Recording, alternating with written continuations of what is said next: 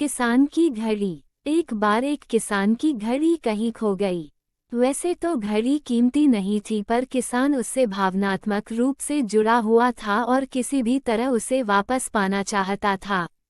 उसने खुद भी घड़ी खोजने का बहुत प्रयास किया, कभी कमरे में खोजता तो कभी बाड़े तो कभी अनाज के ढेर में।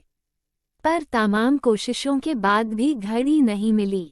उसने निश्चय किया कि वो इस काम में बच्चों की मदद लेगा और उसने आवाज लगाई, सुनो बच्चों, तुम में से जो कोई भी मेरी खोई घड़ी खोज देगा उसे मैं 100 रुपये इनाम में दूंगा। फिर क्या था, सभी बच्चे जोर शोर से इस काम में लग गए।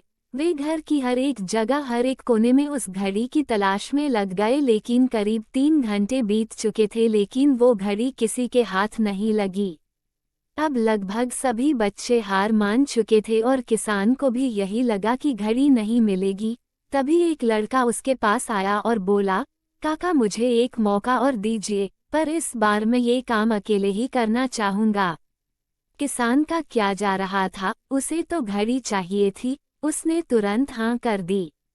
लड़का एक एक करके घर के कमरों में जाने लगा और जब वह किसान के शयन कक्ष से निकला तो घड़ी उसके हाथ में थी। किसान घड़ी देख प्रसन्न हो गया और अचरज से पूछा, बेटा, कहाँ थी ये घड़ी, और जहाँ हम सभी असफल हो गए तुमने इसे कैसे ढूंढ निकाला?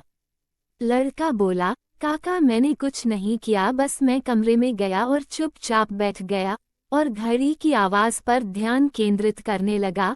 कमरे में शांति होने के कारण मुझे घड़ी की टिक टिक सुनाई दे गई, जिससे मैंने उसकी दिशा का अंदाजा लगा लिया और अलमारी के पीछे गिरी ये घड़ी खोज निकाली।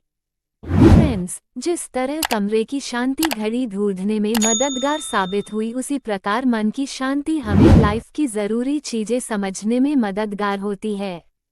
हर दिन हमें अपने लिए थोड़ा वक्त निकालना चाहिए, जिसमें हम बिल्कुल अकेले हों, जिसमें हम शांति से बैठकर खुद से बात कर सकें और अपने भीतर की आवाज़ को सुन सकें। तभी हम लाइफ को और अच्छे ढंग से जी पाएंगे।